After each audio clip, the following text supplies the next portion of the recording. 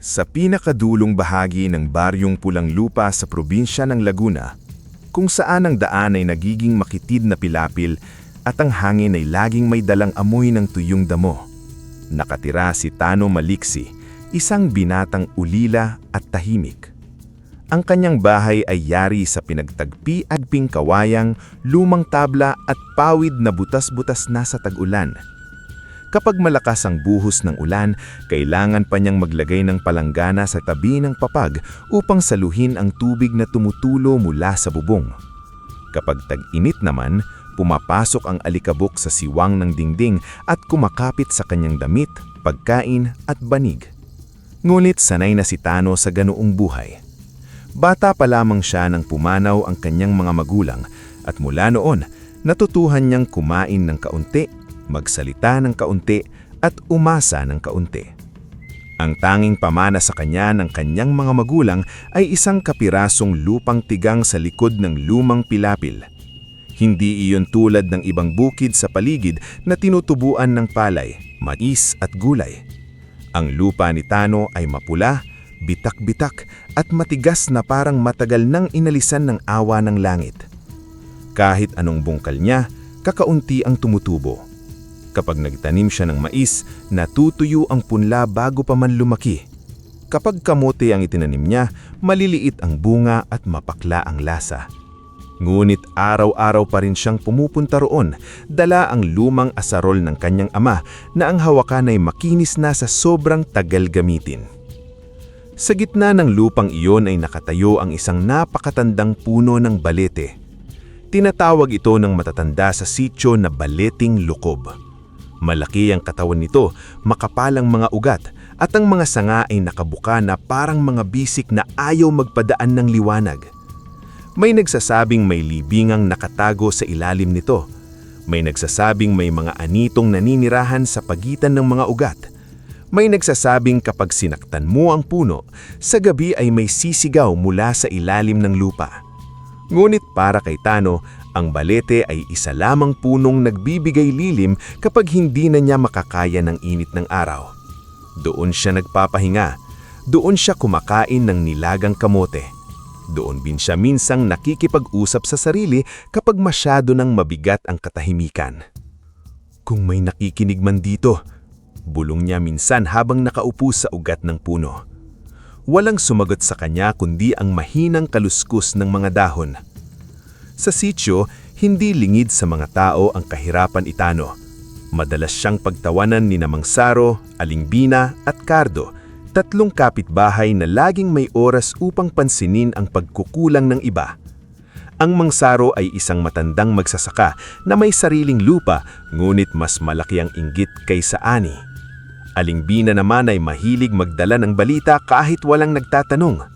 Si Cardo, pamangkin ni Mang Saro, ay malakas ang katawan ngunit madalas nakikisama sa maling loob.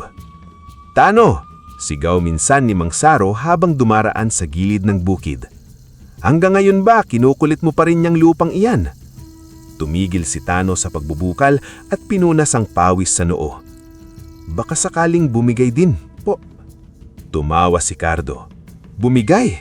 Baka ikaw ang unang bumigay bago ang lupa. Mas mabuti pang ibenta mo na lang sa amin. Kahit paano, magkakapera ka. Ano bang mapapala mo sa lupang walang ibinibigay?" Tahimik na tinignan ni Tano ang paligid. Nakita niya ang bitak sa lupa, ang tuyong damo at ang baleting lukob na parang matandang saksi sa lahat ng paghamak sa kanya. "Pamana po ito ng mga magulang ko," sagot niya. "Hindi ko ibebenta." Napailing si Mang Saro na nagtatawanan. Naiwan si Tano na nakatayo sa gitna ng araw, hawak ang asarol at pilit na lulunukin ang bigat sa dibdib. Sanay na siya sa pangungunutya, ngulit may mga salitang hindi agad nawawala. Pumapasok ang mga iyon sa gabi sa oras na wala na siyang ibang naririnig kundi sariling hininga.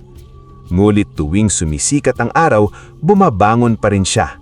Hindi dahil sigurado siyang mangyayari, kundi dahil wala na siyang ibang paraan kundi ang magpatuloy.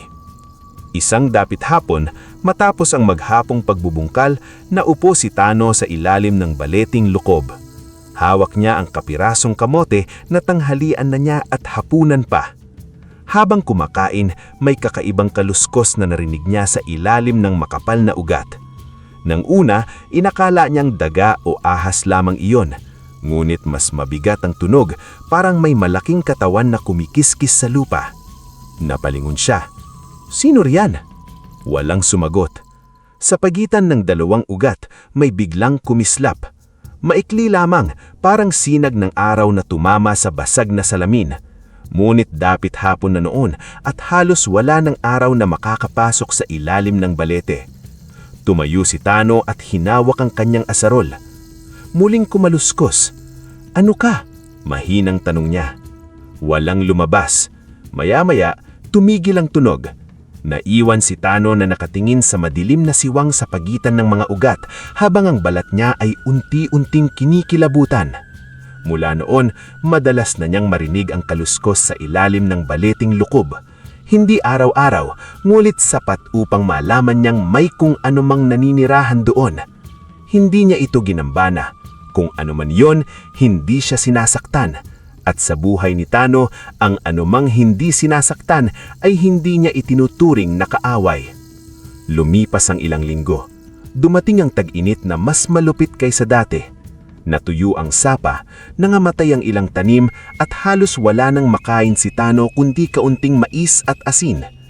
Isang hapon, habang pauwi siya mula sa paghahanap ng maiinom na tubig, narinig niyang sigawan mula sa may masukal na bahagi ng kanyang lupa. Doon dumaan! Huwag niyong hayaang makatakas! Malaki iyan, sakto sa inuman mamaya! Huminto si Tano. May kaba agad na sumikip sa kanyang dibdib. Hindi iyon sigawan ng mga batang naglalaro. May ingay iyon ng mga lalaking nakainom na may halong tuwa, gutom at kalupitan. Maya-maya mula sa pagitan ng mga talahib, lumitaw ang isang nilalang na nagpatigil sa kanyang hininga. Isa itong dambuhalang bayawak. Hindi ito tulad ng karaniwang bayawak na gumagapang sa sapa. Mahaba ang katawan nito, makapal ang buntot at ang mga kuko ay kumakapit sa lupa na parang bakal. Ngulit ang higit sa nakapagtataka ay ang mga kaliskis nito. Ang buong katawan nito ay kumikinang sa dapit hapon na parang nababalutan ng manipis na ginto. Bawat galaw nito ay nagpapakawala ng mahinang liwanag, ngunit ang ganda nito ay may kasamang awa sapagkat sugatan ng hayop. May hiwa ito sa tagiliran at hirap nitong igalaw ang isang paa. Sa likod nito ay may 3 lalaking dayo, may dalang lambat, patpat at itak. Amoy tuba sila kahit malayo pa, at ang isa ay may bitbit pang supot ng asin at sili. Ikaw, sigaw ng isa kay Tano, harangin mo yan! Hindi gumalaw si Tano. Dumiretso ang bayawak sa paanan ng baleting lukob. Hirap ito ngunit pilit na gumagapang patungo sa mga ugat na para bang doon lamang ito makakaligtas. Harangin mo, sigaw ng lalaking may itak. Sayang yan, mataba, gagawin naming adobo. Pulutan namin yan mamaya, dagdag ng isa, tumatawa habang hinihila ang lambat. Kapag nakatakas pa yan, ikaw ang sisisihin namin. Bakit nyo hinahabol? Tanong ni Tano, kahit malinaw na sa kanya ang sagot. Ano pa nga ba? Sagot ng pinakamatanda sa kanila. Bayawak yan, masarap iihaw, lalo na kung maraming suka at sili. Tignan mo nga ang kintab, sabi ng isa pang lalaki, napapapikit sa silaw. Baka kakaiba ang lasa niyan. Nagtawanan sila. Napatingin si Tano sa bayawak. May dugo sa lupa, madilim at may bahagyang gintong kislap. Tumingin sa kanya ang hayop. Hindi ito umungol, hindi ito umatake. Tumitig lamang ito, tila humihingi ng tulong sa taning taong nasa pagitan nito at ng kamatayan. Gutom si Tano, dukha siya. Matagal na siyang pinagtatawanan. Alam niya kung ano ang pakiramdam ng walang ulam, ng kumain ng kanin na may asin, ng humiga sa gabi habang kumakalam ang sikmura.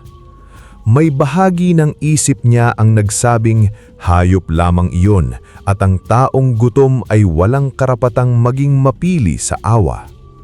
Ngulit nakita niya ang sugat ng bayawak, nakita niya ang pagod nitong katawan at sa isang sandali nakita niya roon ang sarili niya, isang nilalang na walang kalaban-laban, hinahabol ng mundong mas malakas. Humakbang si Tano at hinarangan ang tatlong lalaki.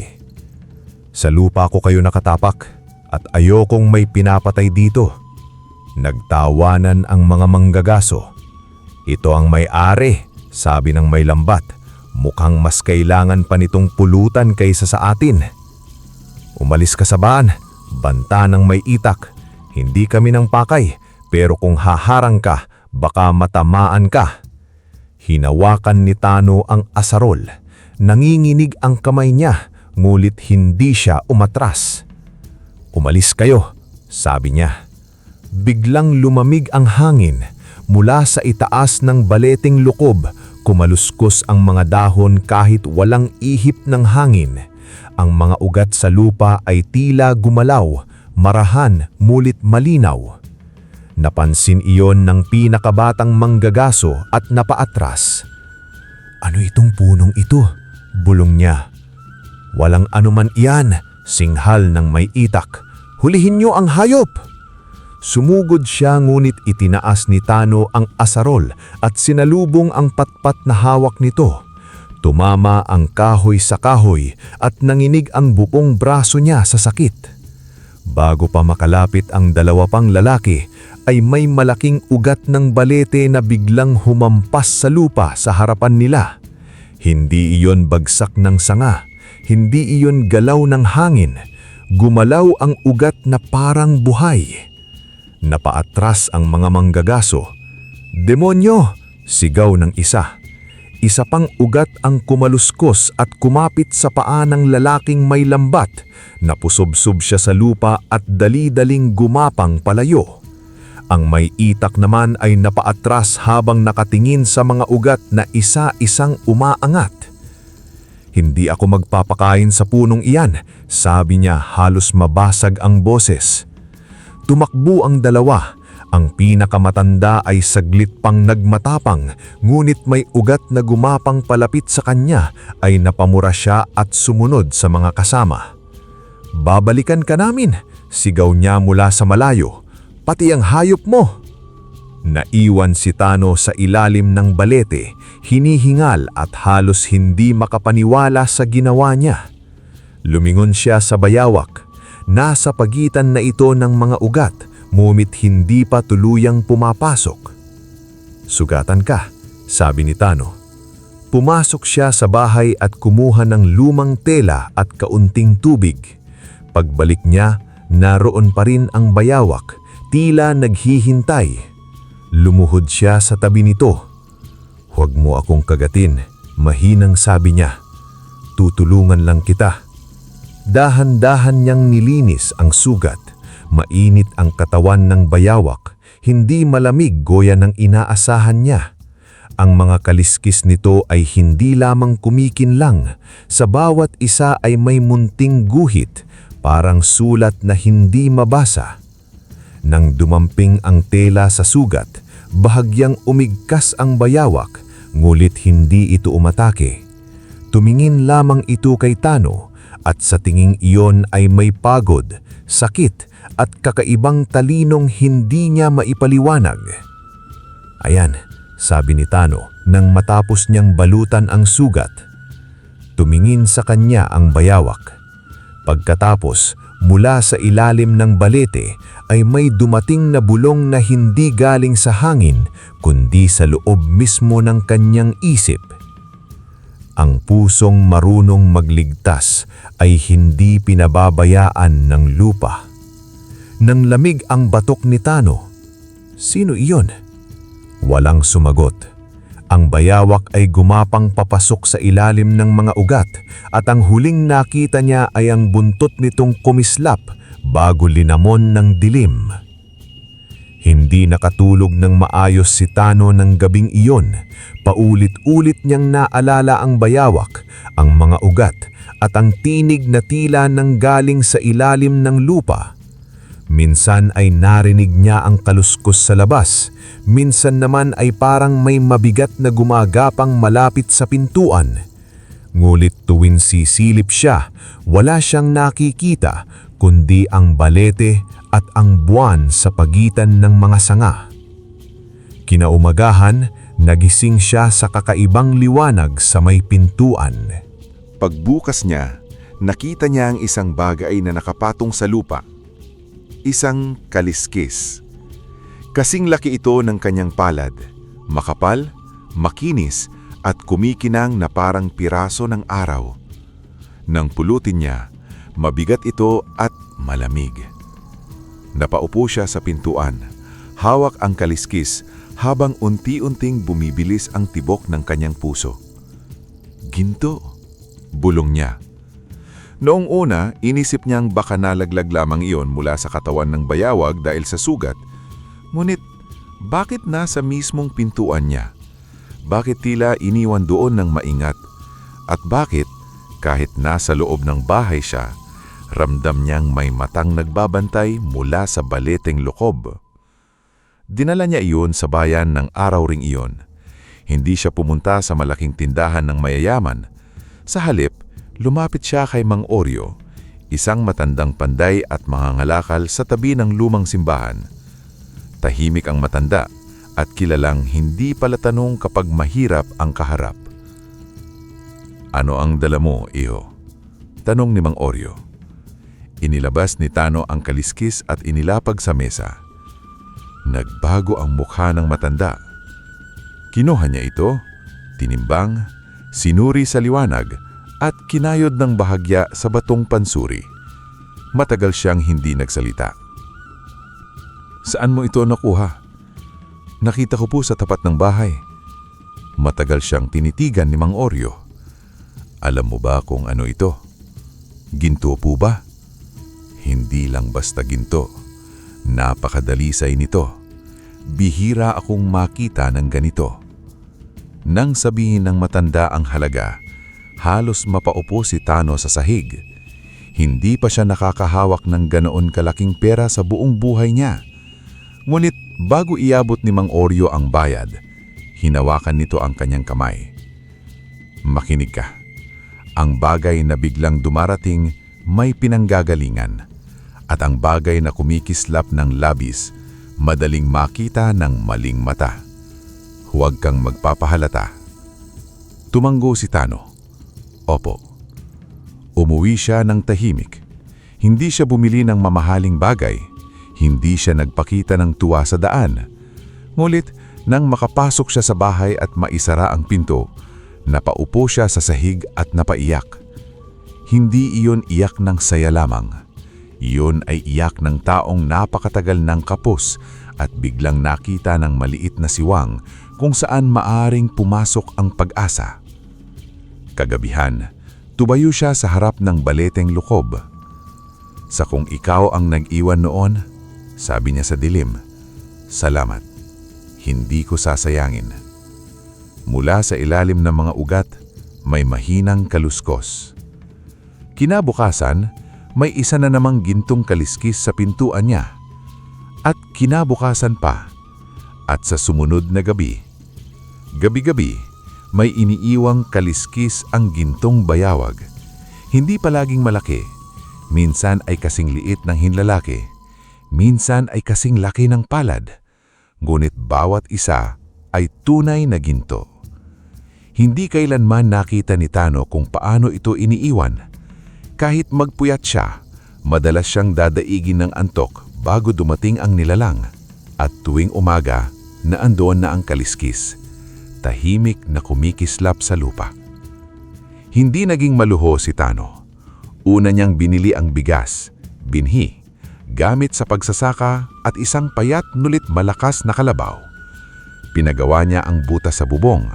Nagpalalim siya ng kanal mula sa sapa upang may daluyan ng tubig ang bukid.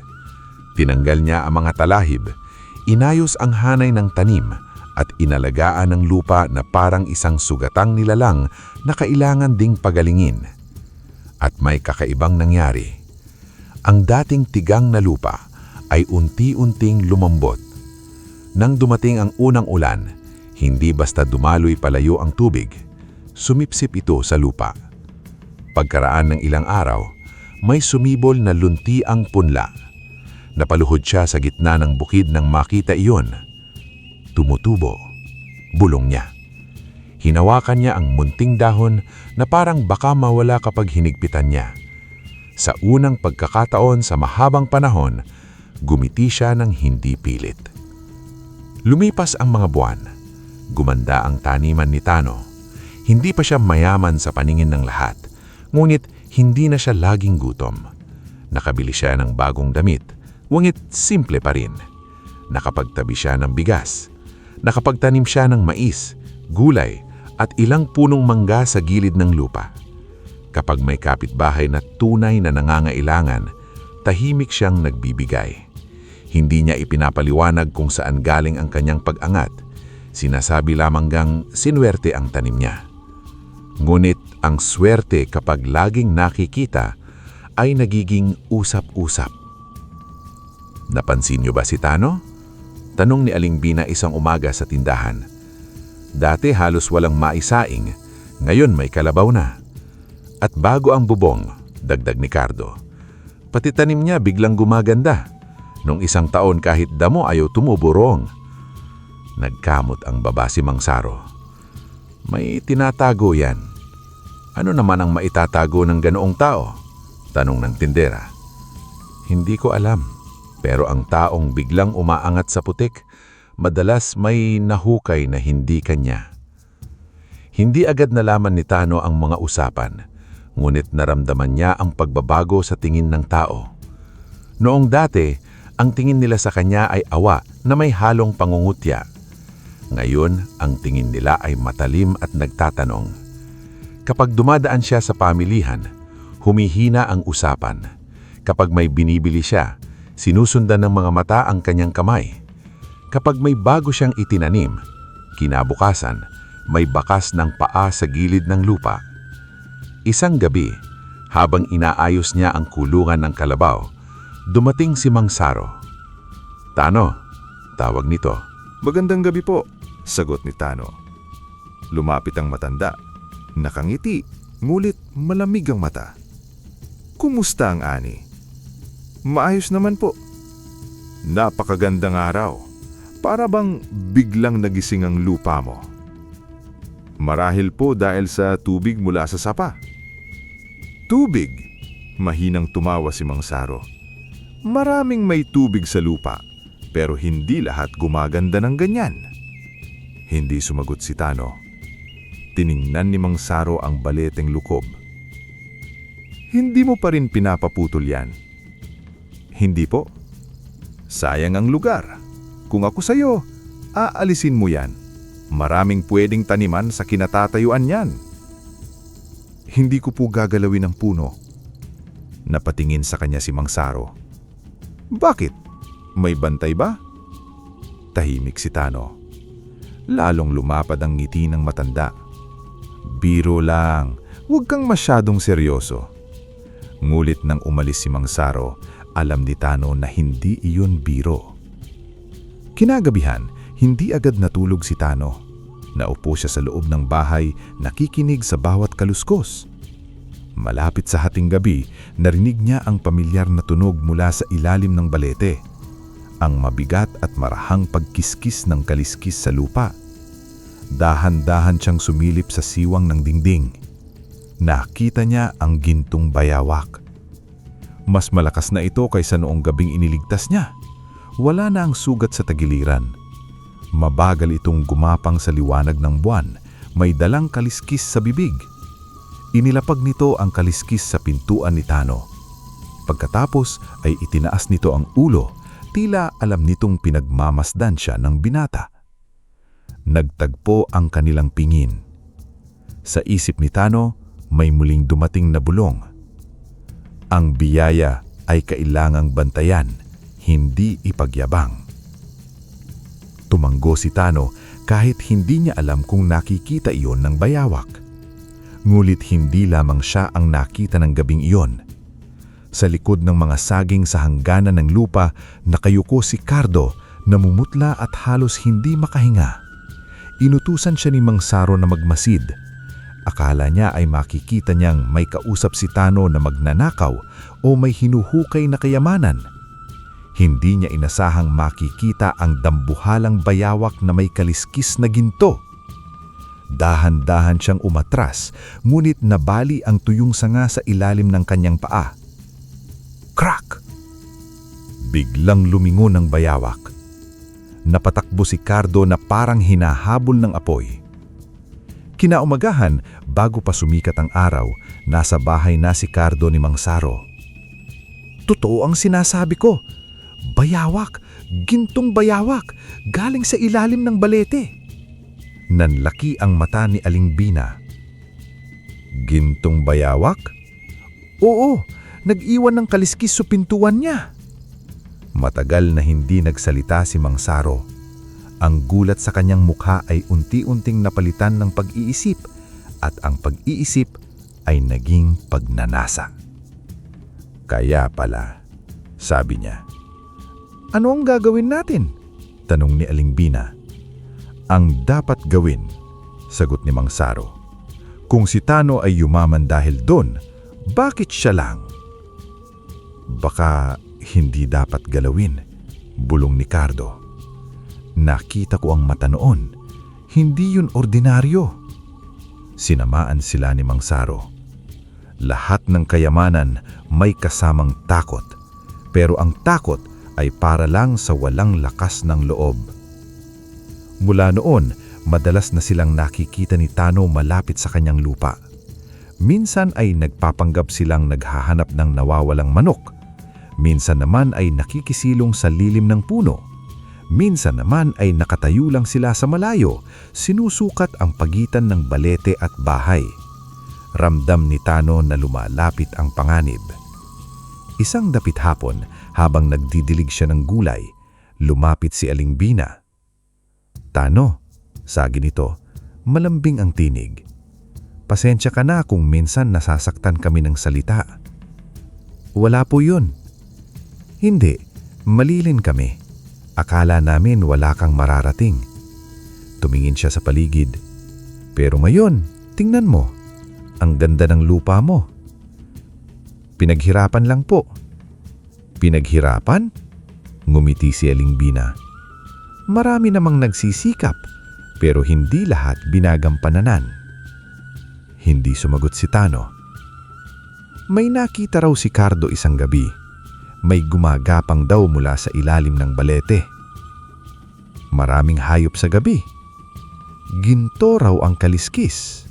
Tumigil ang hangin sa pagitan nila. Hinarap ni Tano ang babae.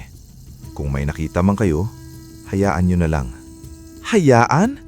Biglang tumigas ang mukha ni Aling Bina. Madaling sabihin yan kapag ikaw ang nakikinabang. Hindi po lahat ng kumikinang ay dapat kunin. Hindi mo ba sinolo?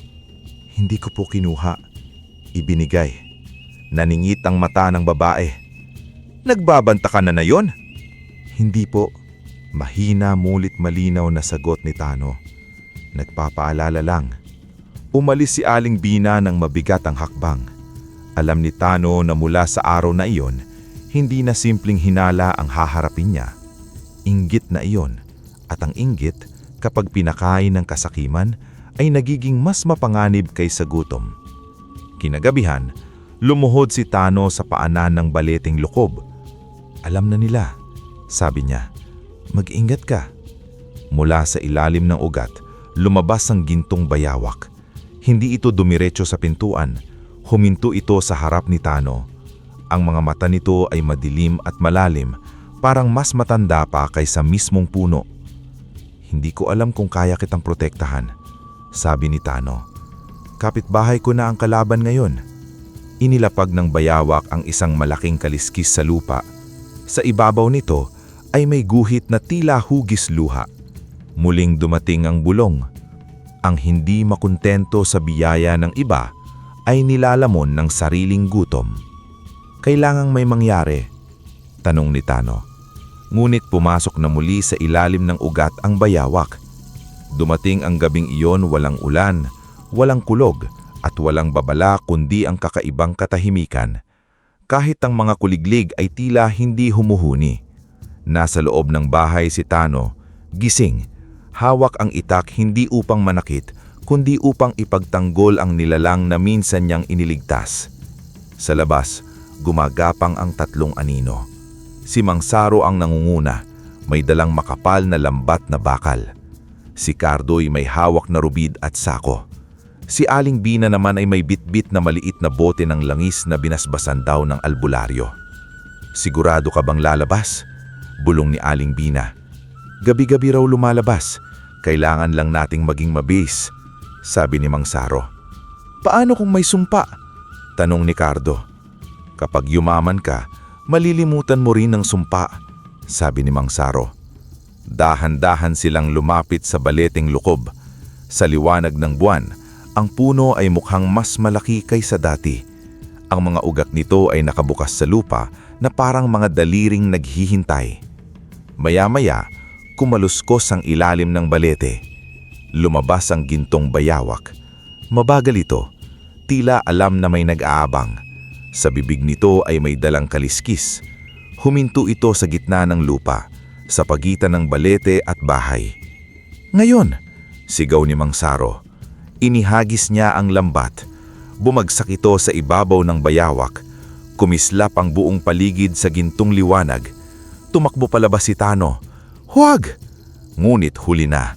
Hinila ni Cardo ang rubid. Ibinuhos ni Aling Bina ang langis sa paligid ng hayop. Umingkas ang bayawak at kumirot sa dibdib ni Tano ang tunog ng kaliskis na kumikiskis sa bakal. Tigilan nyo! Hindi nyo alam ang ginagawa nyo! Humarap si Mang Saro, nanlalaki ang mata. Alam ko, matagal kaming niloko mo, sinarili mo ang yaman. Hindi sa akin iyon. Kung hindi sa'yo, mas lalong may karapatan kaming kumuha. Biglang gumalaw ang lupa. Noong una, inakala nilang lindol. Ngunit ang pagyanig ay mula lamang sa paligid ng baleteng lukob. Ang mga ugat ay nagsimulang umahon sa lupa, marahan, ngunit nakakapangilabot. Mula sa katawan ng puno ay may narinig na tunog na parang daing ng maraming tinig. Saro, nanginginig na sabi ni Aling Bina. Huwag bibitaw, sigaw ni Mang Saro. Ngunit natakot na si Cardo. Ayoko na! Bumitaw siya sa rubid. Sa sandaling iyon, itinaas ng gintong bayawak ang ulo nito. Hindi ito umungol, hindi ito sumigaw. Tumingin lamang ito sa kanila. Ang mga mata nito ay nagliliwanag, maputla at malamig, parang buwan sa ibabaw ng libingan. Unang tinamaan ng tingin si Cardo. Nakabuka pa ang bibig niya, ngulit walang lumabas na sigaw. Ang balat niya ay unti-unti namutla. Ang mga daliri niya ay nanigas. Ang mga mata niya ay nanatiling dilat, habang ang katawan niya ay nagiging bato. Sumunod si Aling Bina. Napaatras siya. Hawak ang rosaryo sa leeg, humihingi ng tawad ngunit walang tinig. Nagsimula sa paa ang bato, umakyat sa tuhod, dibdib, leeg at mukha. Ang huli niyang anyo ay takot. Si Mang Saro ang huling nadira. Hawak pa rin niya ang lambat, ngunit nanginginig na ang buong katawan niya. Hindi, sabi niya. Akin dapat ang ginto. Bakit ikaw, Tano? Ano ang mayroon ka na wala kami? Tinignan siya ni Tano at sa bigat ng sandali, halos hindi siya makahinga. Wala, sagot niya. Wala akong mayroon noon, kaya siguro hindi ako kumuha ng hindi ibinibigay. Nanlaki ang mata ni Mang Saro. Sunungaling! Hinila niya ang lambat sa huling pagkakataon. Isang makapal na ugat ang pumulupot sa kanyang paa. Hindi siya hinatak. Pinanatili lamang siya roon habang unti-unting gumagapang ang bato sa kanyang katawan. Mula paa hanggang dibdib, mula kamay hanggang leeg. Bago tuluyang tumigas ang kanyang mukha, nakita ni Tano ang kanyang mga mata. Wala na roon ang yabang. Takot na lamang. Tano, bulong niya. Lumapit sana si Tano ngunit may ugat na humarang sa kanya. Patawad, sabi ni Mang Saro. Ngulit naging bato ang kanyang bibig bago matapos ang salita. Naiwan sa paligid ng baleting lukob ang 3 anyong bato. Si Cardo na nakaluhod, si Aling Bina na tila tatakas, at si Mang Saro na may kamay pang nakaabot sa lambat. Ang gintong bayawak ay marahang umigkas at nalaglag sa lupa ang bakal na lambat. Wala itong sugat, ngunit sa mga mata nito ay may lungkot. Lumuhod si Tano. Bakit kailangang ganoon? Dumating ang bulong mula sa ilalim ng lupa. Ang bato ay anyo ng pusong ayaw makinig. Pero tao pa rin sila, sabi ni Tano. Nanginginig ang tinig. Lumapit ang bayawak at dinikit ang malamig na nguso sa kanyang kamay. Hindi iyon sagot, ngunit sapat na upang maramdaman ni Tano na kahit ang hiwaga ay may bigat ding dinadala. Kinaumagahan, nagkagulo ang buong sitio Pulang Lupa. Nakita ng mga tao ang 3 bato na nakapaligid sa baleteng lukob. Walang makapagpaliwanag kung paano iyon lumitaw. Ngunit wala ring nakakita kina Mang Saro, Aling Bina at Cardo. May nagsabing tumakas sila, may nagsabing kinain sila ng puno. Ngunit ang matatanda sa sityo nang makita ang mukha ng mga bato ay nag-antanda at lumayo. May mga bagay na hindi dapat lapitan ng pusong marumi ang layon, sabi ng isang matandang babae. Hindi nagsalita si Tano. Mula noon, wala nang nagtangkang pumasok sa kanyang lupa nang walang paalam. Wala na ring lumalapit sa baleteng lukob pagsapit ng dilim. Ang 3 bato ay naging babala. Sa araw, mukha lamang silang kakaibang batong tinutubuan ng lumot. Ngunit sa gabi, kapag tinatamaan ng buwan, malinaw pa rin ang anyo ng kanilang takot. Lumipas ang mga taon. Hindi na si Tano ang dating binatang pinagtatawanan sa Pilapil. Dahil sa gintong kaliskis na patuloy na dumarating, nakabili siya ng karagdagang lupa. Hindi niya ito kinuha sa daya. Binili niya ng patas. Nagpatayo siya ng mas matibay na bahay, nagpalawak ng taniman, at tumanggap ng mga manggagawang hindi niya itinuring na utusan, kundi katuwang. Ang dating tigang na lupa ay naging malawak na sakahan. May palay, mais, gulay, punong mangga, kulungan ng hayok at imbaan ng ani. Nang may unang tumawag sa kanyang lupaing na asyenda, napailing siya. Asyenda? Sabi niya. Malaking bukid lang ito eh. Hindi na, Tano, sabi ng isang matandang manggagawa. May hanap buhay dito, may pagkain, may pag-asa. Asyenda na ito. Hindi sumagot si Tano, ngunit ng gabing iyon, tumayo siya sa harap ng baleteng lukob. Kung ito ang bunga ng ibinigay mo, sisiguraduhin kong hindi ito magiging dahilan para may yurakan akong iba. Mula sa ilalim ng ugat ay may mahinang kaluskos, at gaya ng dati, kinaumagahan, may gintong kaliskis sa kanyang pintuan. Ngulit hindi na madalas ibenta ni Tano ang mga kaliskis. Marami siyang itinabi sa isang baol, hindi dahil sa kasakiman, kundi dahil natutunan niyang ang biyaya kapag ginawang tanging sandalikan ay maaari ding maging tansya na. Pinabuti niya ang lupa sa pamamagitan ng sariling paggawa, tamang patubig, at maayos na pagtrato sa mga taong tumutulong sa kanya. Ang ginto ang naging simula, ngunit hindi niya hinayaang iyon ang maging kaluluwa ng kanyang buhay. May mga gabing naaalala pa rin niya sina Mang Saro, Aling Bina at Cardo. Hindi niya sila kinakamutihan, ngunit hindi rin niya kinalimutan. Sa bawat taong humihingi ng tulong, naaalala niya ang panganib ng gutom at inggit. Alam niyang madaling husgahan ng mga taong nagnanasa, ngunit alam din niyang may hangganan ang pag-unawa. Kapag pinili ng taong pasaktin para makuha ang hindi kanya, hindi na kahirapan ang nagsasalita, kundi kasakiman. Isang gabi, matagal matapos maging sagana ang kanyang lupa, tumayo si Tano sa paanan ng baleteng lukob. Mas matanda na ang kanyang mukha, ngunit sa ilalim ng buwan, mukha pa rin siyang binatang minsang walang makapitan.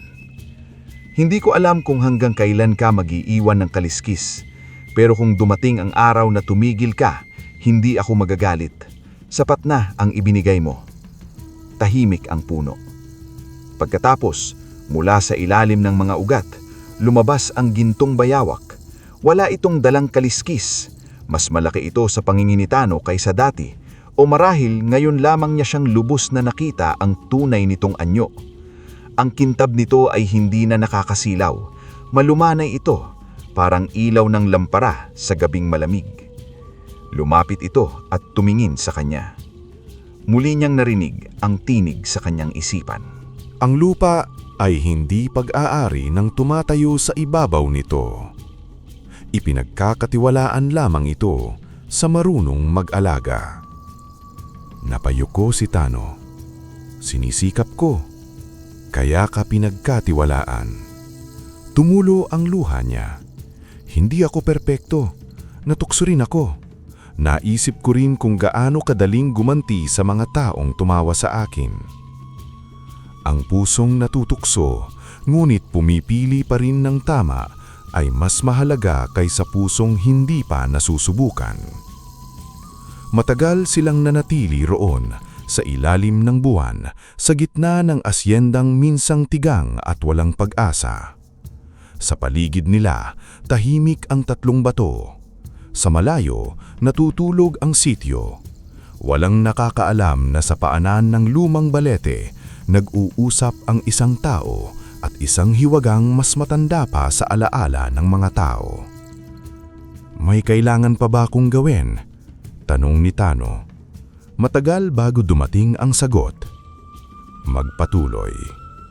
Yun lamang. Pagkatapos ay tumalikod ang gintong bayawak at pumasok muli sa ilalim ng baleting lukob. Hindi na gumalaw ang mga ugat, hindi na kumislap ang lupa. Naiwan si Tano na nakaupo, hawak ang dibdib habang unti-unting nauunawaan na ang pinakadakilang gantimpala ay hindi ang gintong iniiwan sa kanyang pintuan. Ang tunay na halaga ng tao ay nasusukat sa paraan ng paghawak niya rito. Kinaumagahan, may isang kaliskis pa rin sa pintuan. Hindi niya ito agad pinulot. Tinignan muna niya ang paligid, ang luntiang taniman, ang mga manggagawa na papalapit na may dalang araro, ang mga batang tumatakbo sa pilapil, ang bahay na hindi na tumutulo kapag umuulan, at ang baleting lukob na tahimik na nakatayo sa gitna ng lahat. Pagkatapos ay ngumiti siya. Hindi malawak, hindi mayabang, isang maliit at payapang ngiti lamang ng taong nakaligtas sa gutom, takot at tukso. Pinulot niya ang gintong kaliskis at itinago sa palad. Sa ilalim ng lumang balete, may mahinang kaluskos na muling narinig. Hindi iyon banta, hindi iyon babala.